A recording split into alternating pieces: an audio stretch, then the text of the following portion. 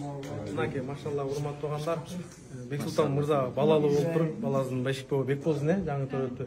Бексултан мырзаны мен Кыргызстандын чыныгы эркеги деп айтам да. Бүгүнкү күндө акыйкат ачуу болот, жута бериш керек. Төрөтө эле кыргыздын аялдарын таштап кетип аткандар бар. Ошо эркектерге айтам да, баягы акын айтат го. Атсаң да болбой, айкырып аюу да коргойт, мамалап ата экесиндей бору таш адамда кантип жаралат депчи. Акыйкат барына жетсин. Бүгүнкү күнү жардам берейин деп барсаң бардыгы эле ушу 3төн 4төн төрөт таштап кетип берген. Бексултанча эркек эмес экен да, мындайча көзү мүмкүнчүлүгү чектелген болсо дагы бир тиын сурабай, мына кызы бар экен бул жерде ойноп атат. Баласын мынакей бардыгын оштон бери учуп келип бир өзүн да таштап койбой, бала чакасын багып жашынакай жашап атат. Эркектик намыска келейик туугандар, мынакей азыр көрүп туруп Мухаммед Алини Аллах Таала президент кылсын, кары, анан президент, мамлекетти башкарган президент, жамааттан да суранабыз, апалардан дагы.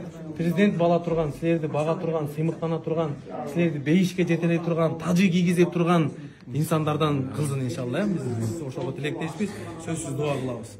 10 күн болуп туруп төлөгөн машалла. Бексултан мырза, сиз чыныгы эркексиз. Машалла. Көрүндүк, апа көрүндүк берип атат. Мынакей умрачылардан көрүндүк чогултабыз иншалла. Алла разы болсун.